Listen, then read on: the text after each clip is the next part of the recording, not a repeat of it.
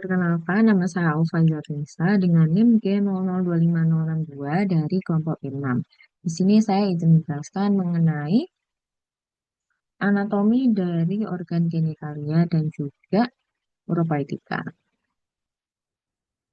Yang pertama, kita akan membahas mengenai anatomi penis. Nah, penis terdiri dari dua parts, yaitu pars fixa dan juga pars libera, yang merupakan perpanjangan ke arah distal dari pars fixa. Pars fixa terdiri dari yang pertama bulbus penis, yang berada di tengah dan juga di ventral, lalu ke arah distal akan membentuk corpus spongiosum penis dan juga glans penis. Nah, corpus spongiosum penis ini akan dilalui oleh uretra pars spongiosa. Lalu selanjutnya, pars fixa juga terdiri dari cus penis yang mengapit bulbus penis. Nah, cus penis ke arah distal akan membentuk corpora cavernosa penis. Corpora cavernosa penis jumlahnya ada dua, dextra dan sinistra, yang masing-masing akan dilapisi oleh tunika albuginea yang tebal. Lalu di bagian tengahnya terdapat arteri profunda penis. Selanjutnya kita akan membahas mengenai anatomi dari skrotum. Nah, skrotum sendiri merupakan lapisan pembungkus testis yang jumlahnya ada 9. Nah, dari luar ke dalam, lapisan-lapisannya yaitu kulit, fascia dartos dan musculus dartos, fascia spermatica externa, musculus cremas larica, fascia spermatica interna, lalu tunica vaginalis lamina parietalis, tunica vaginalis lamina visceralis, lalu tunica albuginea, dan juga tunica vasculosa. Nah, skrotum sendiri berfungsi untuk mengatur suhu testis sehingga testis itu optimal untuk spermatogenesis. Lalu pada bagian media dari skrotum sendiri terdapat struktur yang bernama raphe scroti. Selanjutnya kita akan membahas mengenai anatomi dari testis. Nah, testis sendiri merupakan organ yang homolog dengan ovarium pada wanita. Nah, testis ini digantung oleh suatu struktur yang bernama funiculus spermaticus. Nah, testis terdiri dari 3 lapisan, yaitu ada tunica vaginalis yang terdiri dari lamina parietalis dan juga lamina visceralis, lalu tunica albuginea, dan juga tunica vasculosa. Nah, testis sendiri jumlahnya ada 2, testis kanan dan juga kiri, di mana testis kiri itu lebih rendah daripada testis kanan karena funiculus spermaticusnya lebih panjang. Lalu testis sendiri dulunya itu berada di bagian cavum abdomen, yang kemudian oleh gubernaculum testis itu ditarik masuk ke dalam skrotum. Nah, selanjutnya kita akan bahas mengenai alur perjalanan dari sperma. Nah, sperma awalnya dihasilkan di tubulus contortus seminiferus testis, kemudian akan berjalan melalui tubulus rectus seminiferus, lalu masuk ke rete testis, lalu berjalan ke epididymis melalui ductuli efferentes testis. Nah, di dalam epididymis, sperma akan dimaturasi dan disimpan sementara. Apabila perlu dikeluarkan, sperma akan melalui ductus deferens masuk ke dalam ampula ductus deferens. Nah, lalu akan masuk ke ductus ejaculatorius. Nah, di ductus ejaculatorius, sperma akan bergabung dengan sekret dari vesicula seminalis. Lalu akan keluar melalui ostium ductus ejaculatorius ke uretra pars prostatica. Lalu ke uretra pars membranosa atau membranacea, lalu ke uretra pars spongiosa, dan terakhir keluar melalui ostium uretra externa.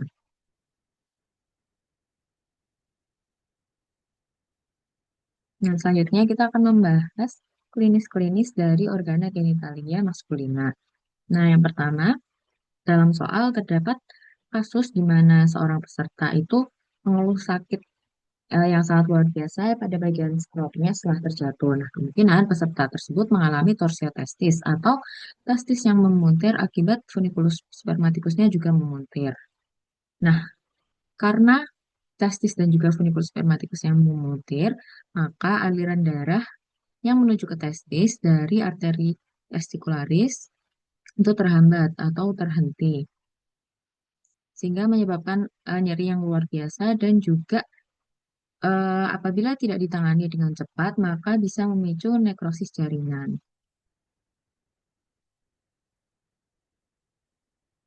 Nah, selanjutnya dalam soal juga terdapat seorang peserta yang mengeluhkan adanya benjolan di bagian skrotum yang menyerupai cacing. Nah, peserta tersebut kemungkinan mengalami varikokel atau pelebaran pembuluh darah vena di area skrotum, yaitu vena plexus pambiniformis. Nah, karena vena plexus pambiniformis ini bentuknya adalah anyaman, makanya kalau misalnya dia melebar, nanti bentuknya itu seperti sekumpulan cacing. Nah, varikokel ini apabila tidak segera ditangani dapat mengganggu proses dari spermatogenesis. Nah, di dalam soal juga terdapat seorang bapak-bapak yang bolak-balik ke kamar mandi karena terasa ingin buang air, tapi tidak bisa. Nah, kemungkinan bapak tersebut mengalami pembesaran prostat. Nah, karena prostatnya itu membesar sehingga uretra pers prostatikanya itu terhimpit, tergencat, sehingga urin yang berada di vesika urinaria itu tidak bisa keluar. Padahal eh, sudah terasa ingin kencing, tapi kencingnya tidak bisa keluar ataupun yang keluar itu sedikit.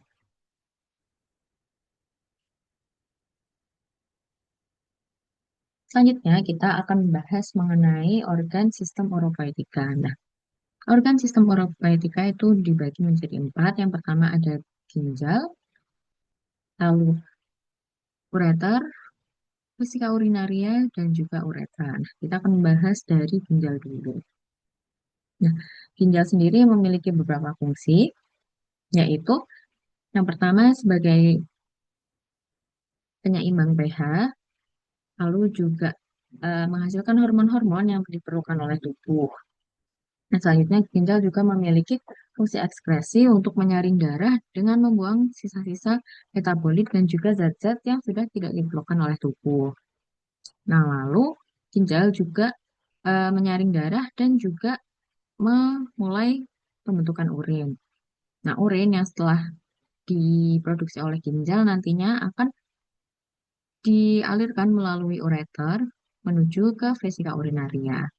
Nah, vesika urinaria ini berfungsi untuk menampung sementara urin yang dihasilkan oleh ginjal. Nah, setelah itu, apabila sudah perlu dikeluarkan, urin akan dikeluarkan melalui uretra.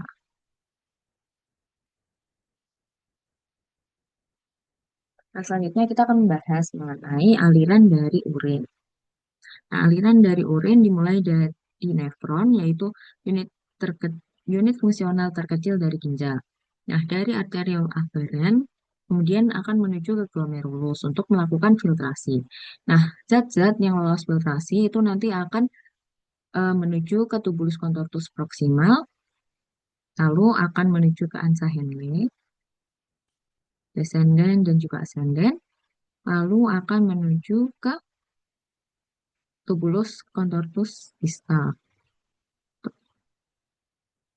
Lalu akan menuju ke tubulus collectivus distalis, lalu akan menuju ke ductus collectivus.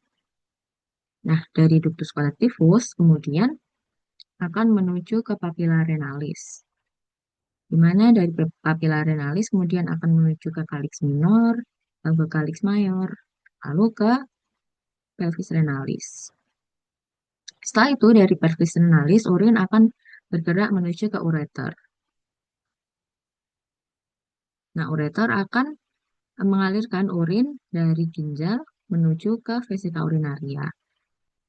Nah, kemudian urin akan dikeluarkan dari vesika urinaria melalui uretra.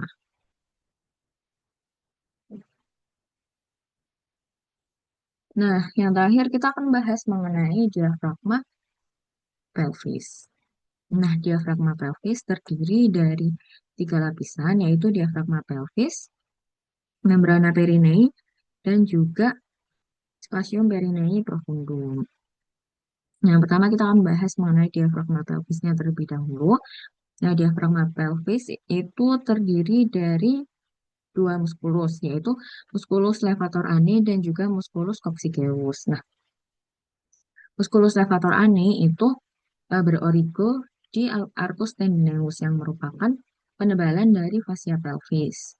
Nah, insersionya itu ada tiga, yaitu ada yang di serabut anterior menjadi musculus puborectalis, lalu ada yang di sebelah intermedia menjadi musculus pubococcygeus, lalu ada yang di serabut posterior menjadi musculus iliococcygeus. Nah, diafragma pelvis juga terdiri dari musculus coccygeus. Nah, selanjutnya kita akan bahas mengenai yang membrana perineum dan spasium perineum profundum. Nah, membrana perineum itu merupakan fascia tebal yang bentuknya itu segitiga dan melekat pada arcus pubicus. Nah, membrana ini itu terletak secara horizontal dan juga beruangan berhubungan dengan ruangan tipis yang ada di atasnya, yang disebut spasium perineum profundum. Nah, spasium perineum profundum pada wanita dan pria itu berbeda. Nah, pada pria hanya terdapat musculus sphincter uretra externum dan juga musculus transversus perineum profundus. Sedangkan pada wanita terdapat tambahan musculus compressor uretra dan juga musculus sphincter uretrovaginalis. Lalu, eh, selanjutnya kita akan membahas mengenai regioperineum, di mana regioperineum ini terletak di bagian bawah pelvis. Nah, regioperineum ini berbentuk seperti berlian yang dibagi menjadi dua oleh regio garis sayal yang menghubungkan kedua tuber ischiadicum. Nah, garis ini itu membagi regioperineum menjadi dua regio lagi, yaitu regio urogenital dan juga regio analis. Nah, terakhir lagi kita akan membahas mengenai perbedaan pelvis dari laki-laki dan juga perempuan.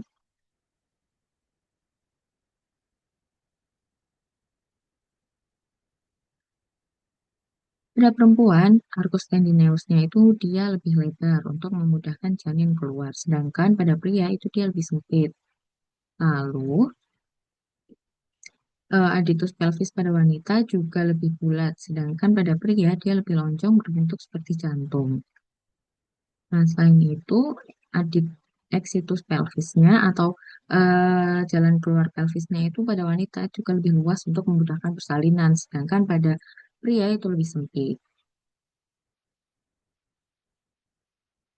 Lalu selanjutnya, eh, ini adalah jenis-jenis pelvis, di mana pelvis yang paling ideal untuk wanita melahirkan yaitu pelvis yang ginekoid, yang dia aditus pelvisnya itu bentuknya bulat, sehingga ideal untuk melahirkan. Sedangkan pelvis yang ideal bagi laki-laki itu yang android, di mana konjugata vera anatomikanya itu sedikit lebih panjang daripada diameter transversalnya. Nah, selanjutnya kita akan bahas juga mengenai bidang Hodge, di mana bidang Hodge ini digunakan oleh dokter ataupun bidan untuk mengetahui seberapa turun kepala bayi ketika proses persalinan. Nah, yang pertama ada bidang Hodge 1. Bidang Hodge 1 diukur dari setinggi aditus pelvis. Kemudian bidang Hodge 2 diukur di bawah sifisis pubis dan sejajar dengan bidang Hodge 1. Lalu bidang Hodge 3 ditarik di bawah spina ischiadica dan sejajar dengan bidang Hodge 1 dan juga 2. Yang terakhir ada binang Hodge 4, di mana binang Hodge 4 ini ditarik setinggi Oxygeus, sejajar dengan binang Hodge 1, 2, dan juga 3. Nah, lalu kita juga akan membahas mengenai episiotomi, di mana di kasus dokter mempertimbangkan untuk melakukan episiotomi. Nah, episiotomi merupakan sayatan yang dilakukan dengan sengaja di daerah perineum. Tujuannya adalah untuk menanggulangi atau meminimalkan risiko robekan yang tidak terarah, sehingga dokter akan melakukan robekan atau sayatan di bagian perineum ke arah medial atau mediolateral. Sehingga nanti apabila sebekannya itu sudah terarah, maka kecil kemungkinan muskulus levator ani untuk terluka. Sekian yang dapat saya sampaikan. Terima kasih.